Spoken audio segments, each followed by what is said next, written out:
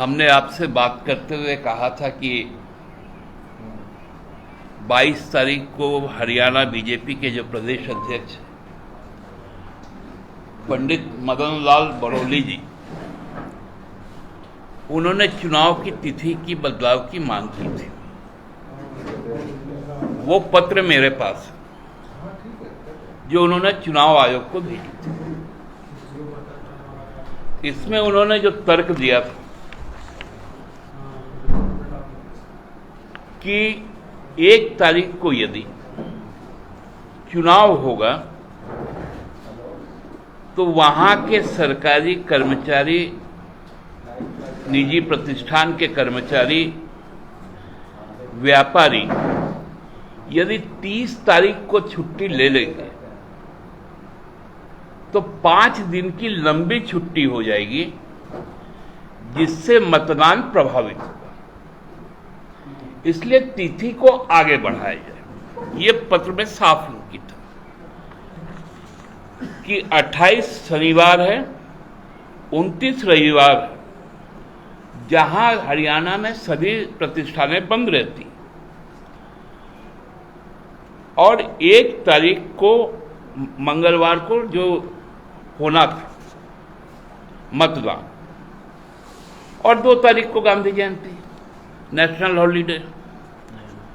तो यदि 30 तारीख को कोई 1 दिन का छुट्टी लेगा तो 5 दिन लंबा छुट्टी मिल जाएगा और वो अवकाश में निकल जाएगा। ये उनका पांडित्य था, क्योंकि पंडित है। अब चुनाव आयोग ने भी उससे बड़ा अपना पांडित्य पेश किया। क्या किया कि 5 तारीख को मतदान की तिथि की घोषणा कर दी कल। अब मजेदार तथ्य अब आपके सामने है कि 2 तारीख को गांधी जयंती, नेशनल हॉलीडे है। 3 तारीख अग्रसेन जयंती है, जो हमारे राज्य में भी छुट्टी का दिन है, और हरियाणा में भी वो लिस्टेड स्टेट हॉलीडे है। 1 दिन 4 तारीख बचता है। यदि उस दिन छुट्टी ले ले तो 5 तारीख को तो इलेक्शन के दिन का छुट्टी है, वो शनिवार है, सरकारी कार्यालय भी बंद रहेंगे, और 6 तारीख को संडे है, तो वो भी एक छुट्टी है। तो फिर यही 5 दिन, मतलब 30 तारीख को लेने से 5 दिन का छुट्टी, और 4 तारीख को लेने से 5 दिन का छुट्टी। देखिए, ये है हमारा चुनाव आयोग का पांडित्य। आप लोगों ने स्टैंड अप कमेटी कभी देखी है? हमारे मुख्य चुनाव आयुक्त, मैं शुरू से कहता हूं, ये लाफ्टर चैलेंज के कैरेक्टर, अपने तर्कों के कारण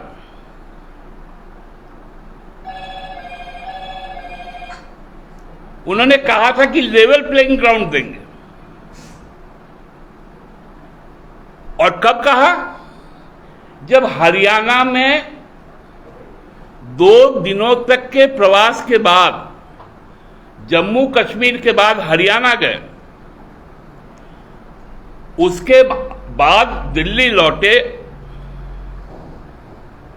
गृह मंत्रालय के सचिव के साथ बात की, जो वाणिज्य सचिव है उनसे बात की, और पूरे कंसल्टेशन के बाद 16 तारीख को उन्होंने तिथियों की घोषणा कर दी। चूंकि भाजपा असहज थी, मैंने उस समय भी कहा था कि भाजपा के लोग कहेंगे पापा पापा एग्जाम की तैयारी पूरी नहीं हुई, थोड़ा दिन और आगे बढ़ा दीजिए।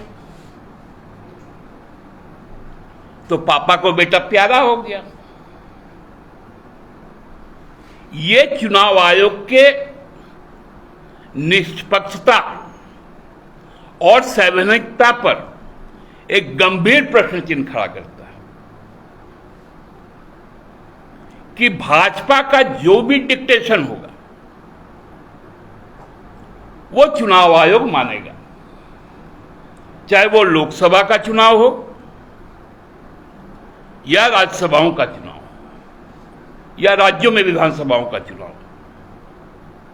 क्योंकि यहां आके जो सह प्रभारी है वो बोल दिए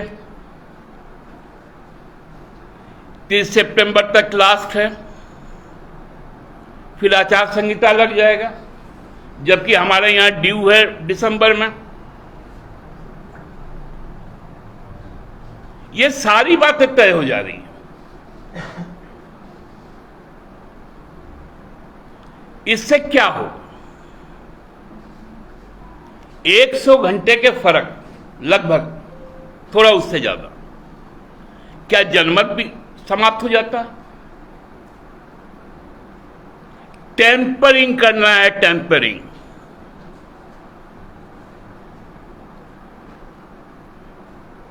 चुनाव को अपने माल प्रैक्टिस से बीजेपी करप्ट करना चाहती है और ब्राइबिंग करना चाहती है।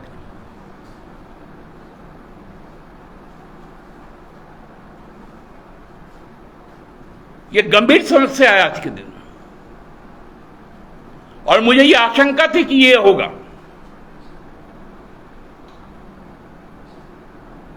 क्योंकि अब तो नस नस पकड़ में आ गया चुनाव आयोग। लोकसभा चुनाव के पूर्व इस राज्य का उन्होंने दौरा तक नहीं किया।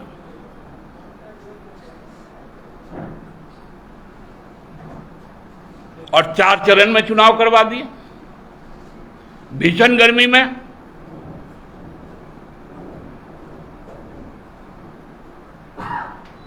उसके बाद माफी मांगते हैं। एडीआर ने कहा कि पोल वोट से ज्यादा काउंट वोट है, आप जांच करवाइए। उस पर चुप्पी साध ली।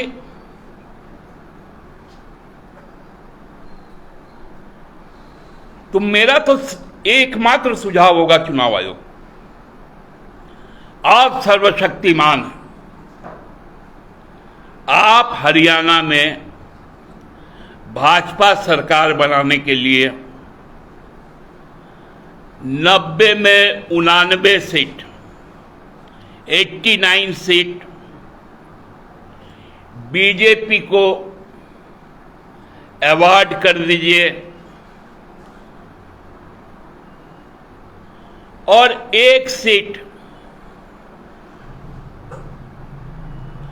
खाली रख दीजिए।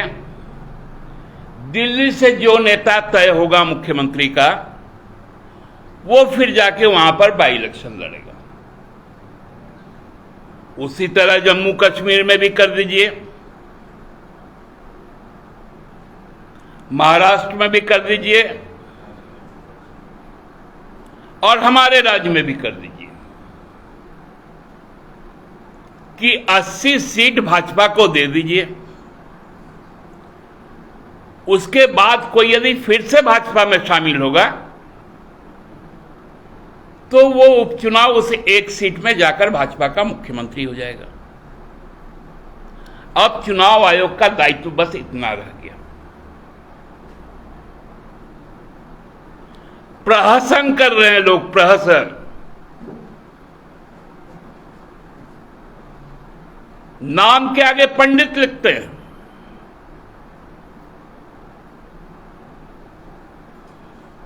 हम तो जानते थे कि जो शास्त्र में वेदों के ज्ञाता होते थे, उपनिषद के ज्ञाता होते थे, उन्हें लोग पंडित कहते थे। ये पंडित जी तो बिरले पंडित निकले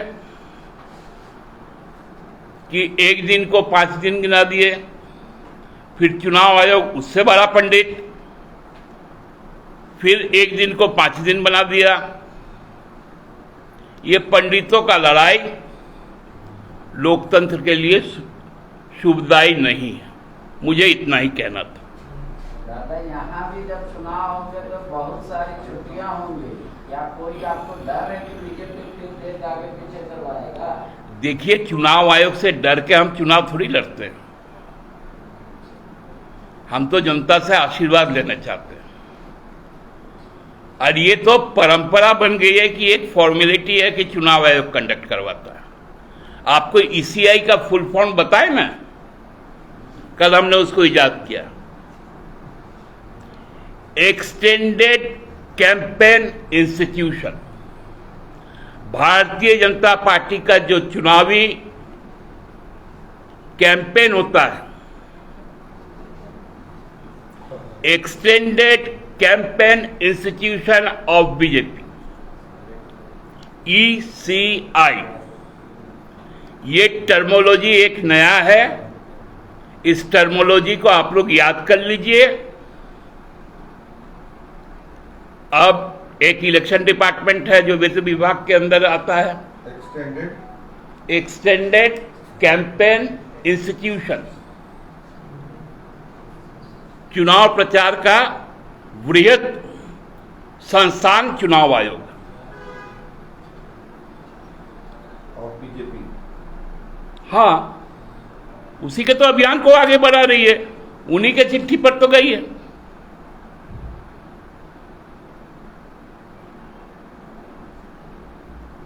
अब तो यहां मन नहीं करेगा तो चुनाव भी नहीं होगा।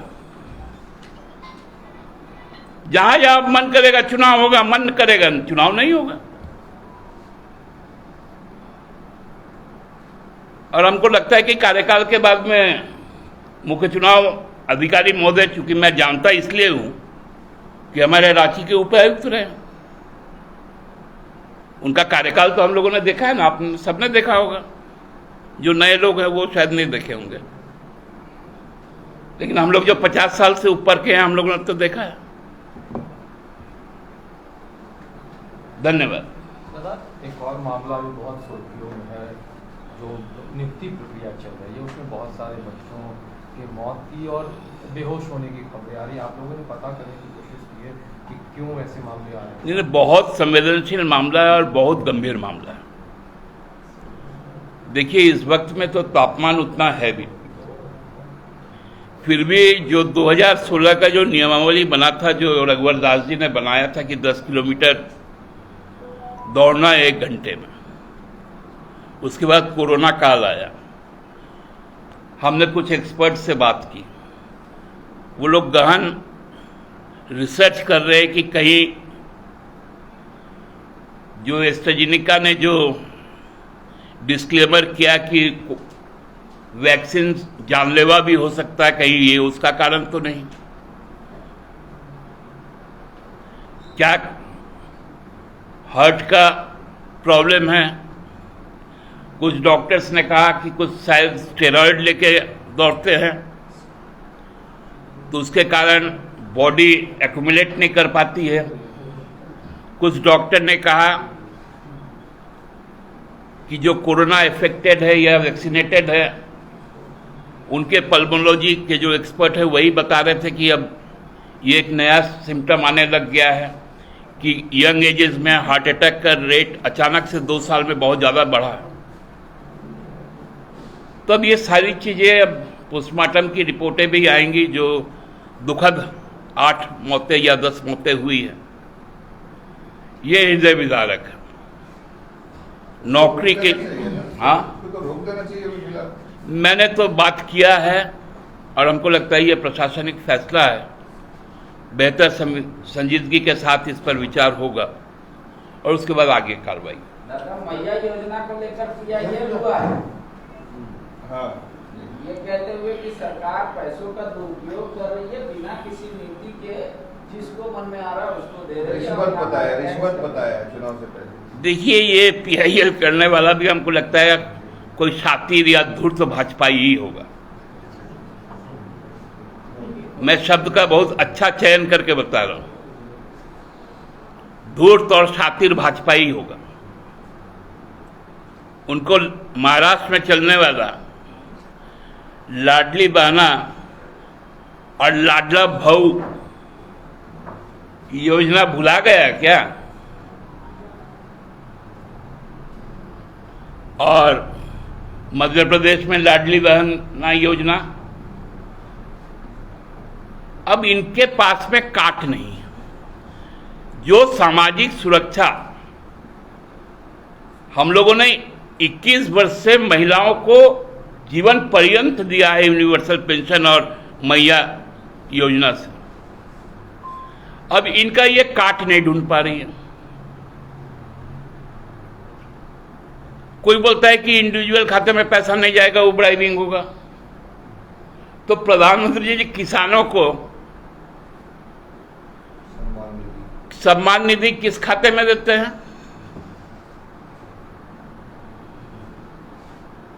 ये सब कुतर्की लोगों का बात। पांडे जी, आप जैसे, वो आप भी पंडित जी हैं, आप जैसे यदि दीजिएगा तो बड़ा मुश्किल हो जाएगा। जेएमएम में पुराने नेताओं की कद्र नहीं है, इसलिए आहत होकर वो जो पार्टी छोड़ रहे हैं। अच्छा, छोड़ने के पहले तो कुछ तो बोलना ही पड़ेगा ना।